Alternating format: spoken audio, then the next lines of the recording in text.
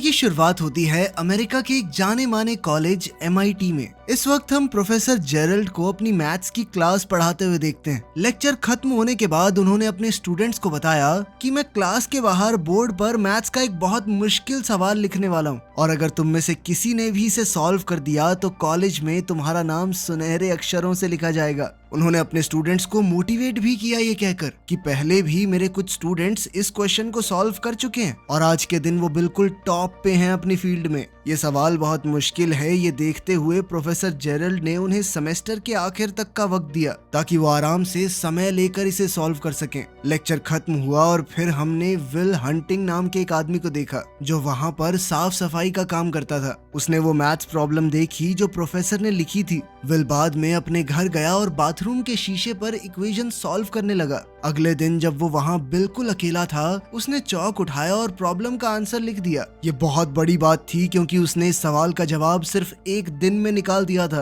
काम के अलावा विल अपना सारा समय अपने दोस्तों के साथ मटर गश्ती करते हुए बिताता था। एक दिन जब वो एक बेसबॉल मैच देख रहा था तो विल ने एक लड़के को देखा जो स्कूल में उसे परेशान करता था। उसे देखते ही विल के अंदर गुस्सा फूट गया। वो अपने दोस्तों के साथ उस लड़के के पास गया और लड़ाई शुरू कर दी। अंत में विल ने बदला लेते हुए उस लड़के को बहुत मारा। मामला ज्यादा न बढ़ जाए तो उसके दोस्तों ने उसे रोक दिया, लेकिन तब तक पुलिस वहां आ गई और जब पुलिस वाले ने उसे रोकने की कोशिश की तो उसने पुलिस वाले पर ही हमला कर दिया, जिस वजह से वो अरेस्ट हो गया। दूसरी ओर प्रोफेसर जेरल्ड को पता चला कि जो मैथ्स प्रॉब्लम उसने लिखी थी वो तो सॉल्व भी हो गई है। वो तुरंत चेक करने गया और देखा कि किसी ने सच में उसका क्वेश्चन बिल्कुल सही सॉल्व कर दिया था। उसने अपने कुछ होशियार स्टूडेंट से पूछा कि ये तुम लोगों में से किसी का काम तो नहीं है, लेकिन जब उन बच्चों ने भी मना कर दिया तब तो प्रोफेसर एकदम चौंक गया। खैर प्रोफेसर की अगली क्लास पूरी तरह भरी हुई थी। सब लोग जानना चाहते थे कि आखिर वो अनजान मैथ्स जीनियस है कौन। प्रोफेसर ने कहा कि जिसने भी ये सॉल्व किया है वो आगे आए, मैं उसे उसका प्राइज देना चाहता हूँ। लेकिन पूरी क्लास एक दूसरे को देखने लगी, कोई भी आगे नहीं बढ़ा। जब कोई भी सामने नहीं आया तो प्रोफेसर ने अपने स्टूडेंट से कहा कि मैं एक और मैथ्स प्रॉब्लम लिख रहा हूँ जिसे सॉल्व करने में मुझे खुद 2 साल लगे थे। अब तुम में से जो भी वो मैथ्स जीनियस है इसे तो एक दिन में सॉल्व नहीं कर पाएगा। वहीं दूसरी ओर विल अभी जेल से बाहर आया ही था। उसने अपना साफ सफाई का काम किया और तुरंत प्रॉब्लम सॉल्व करने लग गया। उसी वक्त जेरल्ड अपने ऑफिस से बाहर आया और उसने विल को बोर्ड पर लिखते हुए देख लिया। उसने विल को रोकने की कोशिश की, सोचा कि वो बोर्ड पे ऐसे ही कुछ लिख रहा होगा। प्रोफेसर को अपनी तरफ आते हुए देखकर विल वहां से भाग गया। बाद में जब प्रोफेसर वापस आया तो उसने देखा कि विल ने तो एक्चुअली उसकी प्रॉब्लम सॉल्व कर दी है, जिसे सॉल्व करने में उसे खुद 2 साल लगे थे वो इस लड़के ने कुछ ही देर में सॉल्व कर दी। अब उसे पता चल गया था कि वो सीक्रेट मैथ्स जीनियस कौन है। काम के बाद विल अपने दोस्तों से मिला और वापस बार में गया थोड़ी ड्रिंक्स लेने के लिए। वहाँ कुछ खूबसूरत लड़कियों को देखकर विल का दोस्त चकी उनके पास गया और फ्लर्ट करने लगा। लड़कियों को इम्प्रेस करने के लिए चकी ने ऐसे ही झूठ बोल दिया कि हाँ मैं भी यही MIT में पढ़ता हूँ, जीनियस हूँ मैं। तभी एक आदमी बीच में बोला और पूछने लगा कौन सी क्लास में पढ़ता है बे तू, जिसके जवाब में चकी ने कहा हिस्ट्री। वो लड़का समझ गया था कि ये झूठ बोल रहा है। उसने चकी की बेइज्जती करनी शुरू कर दी और जानबूझकर उससे हिस्ट्री के टॉपिक्स पर सवाल करने लगा। बेचारे चकी को आता जाता तो कुछ था नहीं, तो वो एकदम चुप रहा। तभी विल अपने दोस्त के लिए आगे बढ़ा और उस आदमी से डिबेट करनी शुरू कर दी। विल एक बार जो पढ़ लेता था कभी भूलता ही नहीं था। उसके फैक्ट्स और जबान इतनी साफ थी कि उसने उस लड़के को एकदम चुप करवा दिया। साथ ही विल ने उस लड़के की बेइज्जती की कि तूने उस किताब से पढ़ा है ना, बिल्कुल रटी रटाई बातें करता है तू। विल ने उसका मजाक उड़ाते हुए कहा कि इतने हजारों डॉलर खर्च कर रहा है तू, फिर भी जब रटी रटाई बातें बोलनी है तो ये तो मैंने पब्लिक लाइब्रेरी में पढ़ी है। इस सब के बाद वो आदमी तिल मिलाकर वहाँ से चला गया। बाद में उन लड़कियों में से एक जिसका नाम स्काइलर है विल के पास आई और उसे अपना फोन नंबर दे दिया। विल की होशियारी देखकर स्काइलर को वो थोड़ा पसंद आ गया था और स्काइलर ने कहा कि करना किसी दिन फोन मुझे जब तुम्हारे पास टाइम हो। विल ने बाद में वो नंबर उस लड़के को भी दिखाया जो ज्यादा स्मार्ट बनने की कोशिश कर रहा था।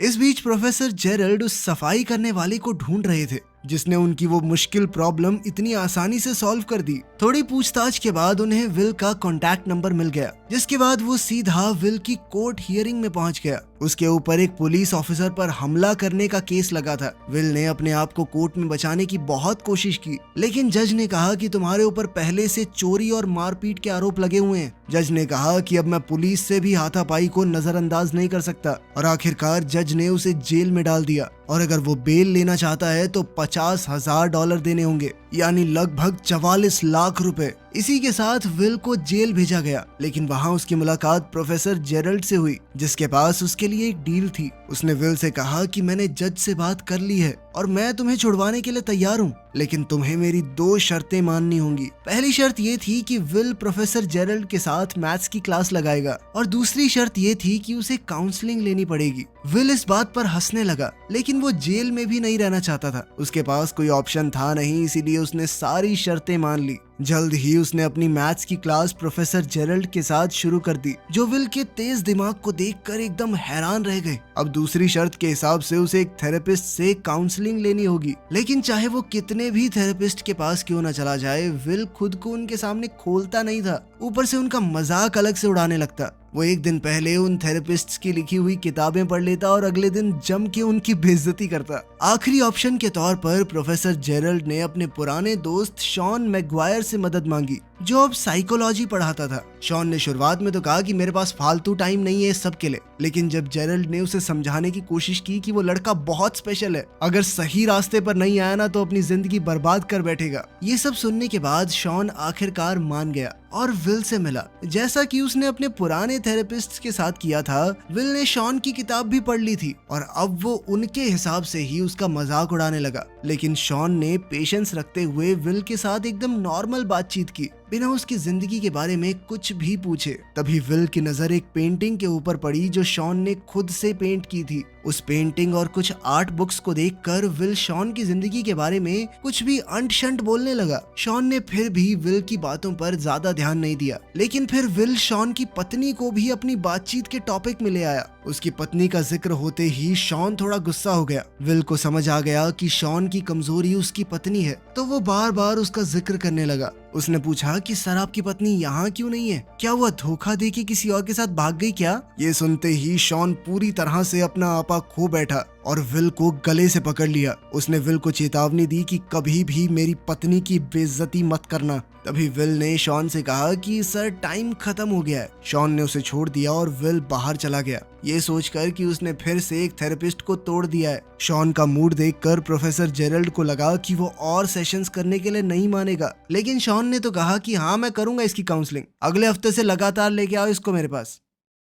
काउंसलिंग के बाद विल स्काइलर के साथ डेट पर गया। डेट पर विल को पता चला कि स्काइलर एक बहुत ही अमीर परिवार से है और इस वक्त हार्वर्ड में पढ़ रही है। उन दोनों ने ही एक दूसरे के साथ बहुत अच्छे से समय बिताया। अपनी खूबसूरत पहली डेट के आखिर में उन्होंने एक दूसरे को चूम लिया। विल जब अगले हफ्ते शॉन से मिलने आया तो शॉन ने कहा कि चलो बाहर चल के बातचीत करते हैं। शॉन विल को एक पार्क में ले गया और उससे बात करने लगा। उसने विल से कहा कि तुमने जो कुछ भी बोला मैंने उस बारे में बहुत सोचा। आखिर में मुझे यही समझ में आया कि तुम दिमाग से एक छोटे बच्चे हो जो ये जानता ही नहीं है कि वो क्या बोल रहा है। बदतमीज हो थोड़े से। शॉन ने विल से कहा कि मैं समझता हूँ तुम बोलना नहीं चाहते, शायद कोई डर है तुम्हारे अंदर, लेकिन बेटा एक बात याद रखना, कभी तो तुम्हें बोलना ही पड़ेगा वरना जिंदगी की सारी अच्छी चीजें खो बैठोगे। अगले दिन विल अपने दोस्त चकी के साथ एक कंस्ट्रक्शन साइट पर मजदूरी करने गया। उसने स्काइलर को फोन किया लेकिन वो बात करने से डर रहा था। शॉन के साथ अपने तीसरे थेरेपी सेशन में विल ने एक शब्द भी नहीं कहा और शॉन ने भी नहीं। दोनों पूरा 1 घंटा चुप रहे। चौथा सेशन भी इसी तरह से शुरू हुआ जहाँ किसी ने कुछ नहीं बोला, लेकिन फिर बोर होकर विल ने शॉन को एक जोक सुनाया, इसे एक हिंट मानकर कि विल शायद अब बातचीत करना चाहता है। शॉन ने उससे पूछा कि क्या तुम्हारी कोई गर्लफ्रेंड है? इसके जवाब में विल ने उसे स्काइलर के बारे में बताया कि कैसे उनकी पहली डेट बहुत ही बढ़िया गई, लेकिन अब मुझसे बात नहीं हो पा रही। शॉन ने पूछा कि ऐसा क्यों? तो विल ने जवाब दिया कि मुझे लगता है स्काइलर मेरे लिए बहुत ज्यादा अच्छी है और अगर मैं उससे मिलता रहा तो सब कुछ खराब हो जाएगा। कभी ना कभी तो वो समझ ही जाएगी कि मैं उसके लायक नहीं हूँ। शॉन ने उसे समझाया कि कोई भी किसी से बेहतर नहीं होता, हर किसी में कुछ चीजें अच्छी कुछ खराब होती हैं, लेकिन जरूरी बात बस ये है कि वो इंसान आपके लिए सही है या नहीं। इस बारे में और समझाते हुए शॉन ने अपनी पत्नी के बारे में बताया। उसने कहा कि वो बहुत अच्छी इंसान थी, बहुत प्यार करता था मैं उससे, लेकिन नींद में कभी कभी पाद देती थी। उसकी इस बात से पूरे कमरे का माहौल बदल गया। विल और शॉन दोनों ने खुलकर हंसना शुरू कर दिया। इसी पल वो दोनों एक दूसरे के थोड़े करीब आ गए और विल को अब शॉन के आसपास थोड़ा कंफर्टेबल महसूस होने लगा। सेशन खत्म हुआ और शॉन ने सलाह दी कि जाकर बात करो उस लड़की से। विल शॉन की बातों में इतना खो गया कि उसे याद दिलाना पड़ा कि आज का सेशन खत्म हो गया है, चलो जाओ यहाँ से। शॉन की बात मानकर विल स्काइलर के कॉलेज में गया और उसे दोबारा बाहर चलने के लिए कहा। स्काइलर ने कहा कि मैं तुम्हारे साथ बाहर जाना चाहती हूँ, लेकिन मुझे एक बहुत ही ज्यादा मुश्किल प्रॉब्लम सॉल्व करनी है जिसमें कई दिन भी लग सकते हैं। विल और इंतजार नहीं कर सकता था तो उसने कहा कि वो सवाल मुझे दिखाना। सवाल देखते ही उसने पलक झपकते ही आंसर एक नैपकिन के ऊपर लिख दिया। इसके बाद विल ने कहा कि अब तो तुम्हारे पास कोई बहाना नहीं बचा, चलो मेरे साथ। उनकी दूसरी डेट के दौरान स्काइलर ने विल से उसके परिवार के बारे में पूछा और विल ने उसे झूठ कह दिया कि मेरे 12 भाई हैं, जिस पर स्काइलर ने कहा कि अच्छा नाम बताइए जरा, और विल ने धड़ाधड़ 12 रैंडम नाम सीक्वेंस में बोल दिए। स्काइलर को थोड़ा शक हुआ कि ये झूठ बोल रहा है और उसने कहा कि एक बार नाम फिर से दोहराना जरा, लेकिन अपना विल जीनियस है, उसने दोबारा उन नामों को उसी सीक्वेंस में बोल दिया। खैर विल अपने अगले थेरेपी सेशन में शॉन से मिला और पूछा कि क्या तुम्हें कभी अपनी पत्नी से मिलने का पछतावा हुआ है, क्योंकि तुम्हारी पत्नी के मरने के बाद तो तुम बहुत ज्यादा अकेले हो गए होगे और इतना प्यार करते थे तो दुख भी ज्यादा हुआ होगा।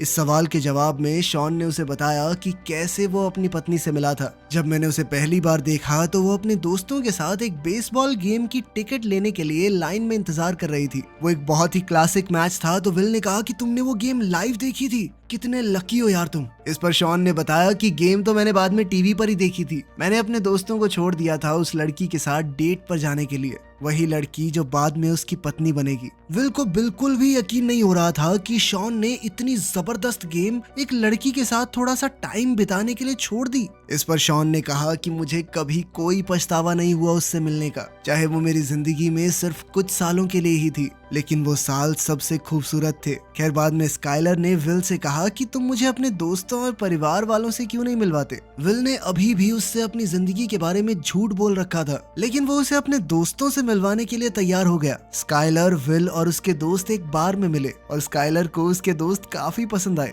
उन सभी ने एक दूसरे के साथ बहुत अच्छे से समय बिताया। तभी प्रोफेसर जेरल्ड शॉन से विल की प्रोग्रेस के बारे में पूछने आया। शॉन ने कहा कि विल धीरे धीरे खुलना शुरू हो गया है, लेकिन अभी थोड़ा और वक्त लगेगा उसे पूरा कंफर्टेबल करने में। प्रोफेसर जेरल्ड ने बताया कि मैं विल के लिए एकदम टॉप की नौकरी ढूंढ रहा हूँ। इंटरव्यू तो वो बहुत प्यार से क्रैक कर लेगा, बस उसकी ये दिमागी प्रॉब्लम ठीक हो जाए, फिर उसे मैथ्स की फील्ड में अपना नाम बनाने से कोई नहीं रोक पाएगा। शॉन ने कहा कि तुम उसके बाप हो क्या जो उसके लिए जिंदगी के फैसले ले रहे हो? जो भी वो लड़का करना चाहता है उसे करने दो, वो जीनियस है, इसका मतलब ये थोड़ी कि बस यही करना पड़ेगा, जबरदस्ती है। लेकिन प्रोफेसर जेरल्ड ने कहा कि वो कुछ और नहीं कर सकता, मैं विल का टैलेंट वेस्ट नहीं होने दूंगा। लेकिन विल को इस तरह की नौकरी में कोई दिलचस्पी नहीं थी, इसीलिए उसने अपने दोस्त चकी को इंटरव्यू में अपनी जगह भेज दिया। एक रात अपनी जिंदगी के बारे में बात करते हुए स्काइलर ने विल से कहा कि तुम मेरे साथ कैलिफोर्निया चलोगे। स्काइलर की बात सुनकर विल घबराने लगा और बोला कि वो उसके साथ नहीं चल सकता, मेरी सारी जिंदगी यहीं पर है। स्काइलर ने उससे पूछा कि तुम मुझसे प्यार करते हो मैं जानती हूँ, तो पूरी तरह मेरे साथ आने में इतना डरते क्यों हो और मुझे कभी कुछ सच भी नहीं बताते। उसने ये भी बताया कि मुझे पता है तुमने झूठ बोला था, तुम्हारे 12 भाई हैं। ये झूठ सामने आने पर विल अपना आपा खो बैठा। उसने कहा क्या जानना चाहती हो तुम मेरे बारे में? अनाथ हूँ मैं, माँ बाप का अता पता है नहीं। अपनी ज्यादातर जिंदगी एक परिवार से दूसरे में फुदकते हुए बिताई है मैंने। बचपन में जिस परिवार के साथ मुझे रखा गया वो मारता था, मुझे कुत्ते की तरह मारता था। स्काइलर रोने लगी और विल से कहा कि कोई बात नहीं, मैं तुम्हारे साथ हूँ ना, मैं तुम्हारे साथ रहूंगी चाहे कुछ भी हो जाए। लेकिन विल ने उसे दूर कर दिया और कहा कि मुझे किसी की मदद नहीं चाहिए। विल को कहीं ना कहीं डर था कि अगर उसने किसी को पास आने दिया और फिर वो इंसान उसे छोड़कर चला गया तो वो सह नहीं पाएगा। स्काइलर ने रोते हुए कहा कि मैं तुमसे बहुत प्यार करती हूँ, कभी तुम्हें छोड़कर नहीं जाऊंगी। लेकिन विल ने झूठ कह दिया कि मैं तुमसे प्यार नहीं करता और वहां से चला गया, स्काइलर को अपने कमरे में अकेला रोते हुए छोड़कर। प्रोफेसर जेरल्ड के बहुत कहने पर विल ने आखिरकार नौकरी के लिए हाँ कह दिया। विल इंटरव्यू देने गया तो, लेकिन नौकरी लेने की कोशिश नहीं की। थेरेपी सेशन में शॉन ने उससे पूछा कि वो अपनी जिंदगी में सबसे ज्यादा किस पर भरोसा करता है। विल ने जवाब दिया, मेरे दोस्त चकी के ऊपर। शॉन ने कहा, हाँ मैं मानता हूँ, तुम्हारा भाई जैसा दोस्त है, जान भी दे देगा तुम्हारे लिए, लेकिन दोस्तों के साथ जिंदगी तो नहीं बिताई जा सकती ना। फिर शॉन ने उससे पूछा, तो अपनी रोजी रोटी कैसे कमाओगे? इस पर विल ने कहा कि दिहाड़ी पीटूंगा, कंस्ट्रक्शन का काम बहुत अच्छे से आता है मुझे, सारी जिंदगी कर लूंगा, कमा लूंगा, खा लूंगा। इस पर शॉन ने विल से कहा कि तुमने सारी उम्र मजदूरी की है तो वो तुम्हारा कंफर्ट जोन बन चुका है, उससे बाहर निकलने से डर रहे हो तुम, और यही डर तुम्हें एक बेहतरीन जिंदगी जीने से रोकेगा। शॉन ने उसे ये नहीं कहा कि जेरल्ड जो तुम्हें नौकरी लेने को कह रहा है वो कर लो, बल्कि उसने विल से पूछा कि तुम अपनी जिंदगी में क्या करना चाहते हो। इस पर विल ने मजाक में कहा कि मैं तो भेड़ बकरियां चराना चाहता हूँ। ये जानकर कि विल सीरियस नहीं है, शॉन ने उसे अपने ऑफिस से निकलने को कहा। उसने कहा कि मैं अपना वक्त बर्बाद नहीं करना चाहता, तुम्हारे पास फालतू टाइम होगा, मेरे पास नहीं है, अगर ईमानदारी से जवाब नहीं देना तो जाओ। इस पर विल गुस्सा हो गया और शॉन पर चिल्लाने लगा। शॉन ने फिर से पूछा कि वो अपनी जिंदगी में क्या करना चाहता है। विल दोबारा से चुप रहा, उसने जवाब नहीं दिया। शॉन ने उससे कहा चला जा यहाँ से, जा। स्काइलर के कैलिफोर्निया जाने से पहले विल ने उसे फोन करके अलविदा कहा। स्काइलर ने एक आखिरी बार कहा कि मैं तुमसे प्यार करती हूँ। विल मुस्कुराया लेकिन अपने डर की वजह से जवाब नहीं दिया। उसे अभी भी लगता था कि आखिर में तो मेरा दिल टूटना ही है। अगले दिन चकी से बात करते हुए विल ने कहा कि मैं कोई नौकरी वोकरी नहीं लेने वाला, और अब तो स्काइलर भी चली गई, दोनों भाई यहीं पे कंस्ट्रक्शन का काम करेंगे, अड़ोस पड़ोस में रहेंगे आराम से। ये सुनकर चकी ने अपने दिल की बात कही। उसने विल से कहा कि देख 10 साल बाद मैं तो यहीं मिलूंगा, लेकिन अगर तू 10 साल बाद यहाँ मिला ना तो मुझे बहुत दुख होगा। चकी ने कहा कि मेरा एक ही सपना है, सुबह जब मैं तुझे लेने तेरे घर जाता हूँ ना, मेरे दिल से हर रोज आवाज आती है कि काश आज ये साला यहाँ ना मिले, कुछ अच्छा कर रहा हो जिंदगी के साथ। दूसरी ओर प्रोफेसर जेरल्ड शॉन से लड़ रहा था कि आखिर वो विल को काम लेने के लिए मना क्यों नहीं पा रहा। शॉन ने कहा कि हमें विल को मजबूर नहीं करना कि अपनी जिंदगी के इतने बड़े बड़े फैसले ले, अभी उसे खुद ही नहीं पता वो क्या करना चाहता है। उसने समझाया कि विल को छोड़ दिए जाने का डर है, इसीलिए वो लोगों को अपने पास नहीं आने देता। जेरल्ड उसकी बात से सहमत नहीं था। उसने शॉन से सीधा कहा कि विल को अपनी जिंदगी बर्बाद करने मत दे, क्या अपनी तरह फेलियर बनाना चाहता है क्या उसे। इस पर शॉन ने जवाब दिया कि मैं कोई फेलियर नहीं हूँ, मैंने चुनी है ये जिंदगी, मुझे अच्छा लगता है इतना, इतने में खुश हूँ मैं। तभी विल अंदर आया और उनकी बातचीत सुन ली। प्रोफेसर जेरल्ड कमरे से बाहर चला गया ताकि थेरेपी शुरू हो सके। शॉन के पास आज एक फाइल थी जिसमें विल के शरीर की तस्वीरें थी, जिसमें उसके फॉस्टर फादर की मार के निशान थे। विल ने पूछा कि क्या कभी तुमने किसी बच्चे को इस तरह बेरहमी से पिटा हुआ देखा है। इस पर शॉन ने बताया कि मेरे पिता शराबी थे, बचपन से शराब पीकर मुझे और मेरी माँ को मारते थे। शॉन की कहानी सुन के विल को अपने बचपन की याद आ गई। शॉन ने विल के सामने आकर कहा कि जो कुछ भी तुम्हारे साथ हुआ बेटा वो तुम्हारी गलती नहीं थी। विल ने हामी भरते हुए सर हिलाया, पर शॉन बार बार कहता रहा कि ये तुम्हारी गलती नहीं थी, नहीं थी बेटा, नहीं थी। आखिर में विल ने कहा मुझे पता है, पर शॉन फिर भी बार बार बोलता रहा तुम्हारी गलती नहीं थी, नहीं थी, मान लो इस बात को। ये सुनकर विल की आंखों में आंसू आ गए। उसने शॉन को धक्का दिया। शॉन ने फिर से कहा कि जो कुछ भी हुआ तुम्हारी गलती नहीं थी, और अब आखिर में विल टूट गया। उसने शॉन को गले लगा लिया और जोर जोर से रोने लगा। अब वो अपना बीता हुआ दर्द छोड़कर आगे बढ़ने के लिए तैयार था। उसने शॉन से कहा कि वो उन्हीं नौकरियों में से एक लेगा जो प्रोफेसर जेरल्ड ने उसके लिए तैयार की हैं। इसके साथ उसका आखिरी थेरेपी सेशन खत्म हुआ। विल ने शॉन से पूछा कि अगर बाद में कभी बातचीत करने का मन करे तो आ सकता हूँ, जिस पर शॉन ने कहा कि तुम्हारे लिए हमेशा दरवाजे खुले हैं। जिसके बाद विल ने शॉन को गले लगाकर अलविदा कहा। उसके 21वें जन्मदिन पर उसके दोस्तों ने मिलकर उसे एक गाड़ी दी थी। गाड़ी नई तो नहीं थी, पर विल बहुत खुश था इस गिफ्ट से, क्योंकि ये उसके सबसे अच्छे दोस्तों की तरफ से था। उधर प्रोफेसर जेरल्ड शॉन के पास गया और उसे फेलियर बुलाने के लिए माफी मांगी। वो दोनों बिछड़े दोस्त फिर से मिल गए और शॉन ने बताया कि वो वर्ल्ड टूर पर जा रहा है। इतने भी कम पैसे नहीं कमाता मैं, समझा। जब शॉन अपना सामान पैक कर रहा था, विल उसके घर के बाहर कार लेकर आया और उसे ट्रिप के लिए रेडी होते हुए देखा। विल घर के दरवाजे तक गया और शॉन के मेल बॉक्स में एक लेटर छोड़ दिया और फिर वहां से चला गया। इसी बीच चकी विल को काम पर ले जाने के लिए उसके घर गया। उसने दरवाजे पर नॉक किया लेकिन कोई जवाब नहीं आया। उसने खिड़की से झांक कर देखा कि विल घर पर नहीं है। चकी मुस्कुराया और समझ गया कि विल को अपनी जिंदगी में क्या करना है उसने फैसला कर लिया है। शॉन को भी विल का छोड़ा हुआ लेटर मिल गया। लेटर में विल ने लिखा था कि वो नौकरी नहीं ले रहा, वो कैलिफोर्निया जा रहा है स्काइलर से मिलने। ये पढ़कर शॉन मुस्कुरा दिया और अंदर चला गया। चलो लड़की मिल गई, अब अपना जीनियस कुछ ना कुछ तो अच्छा कर ही लेगा। आप सबके प्यार की वजह से हमारे 1 मिलियन पूरे हो गए हैं, उसके लिए